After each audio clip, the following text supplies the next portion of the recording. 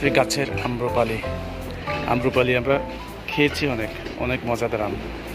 কিন্তু সরাসরি গাছ থেকে কিভাবে হয়, আম গাছে আমও দেখেছি অনেক, কিন্তু আম্রপালি গাছে আম ঝরা, আম পড়া, আম নাড়া কিভাবে হয় সেটা কখনো দেখিনি।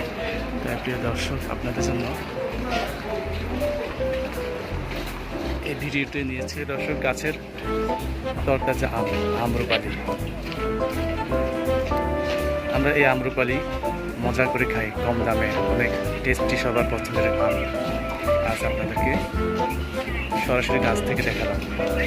এটা এখনো ছোট, সব বড় হবে এবং এই সবাই খাবে।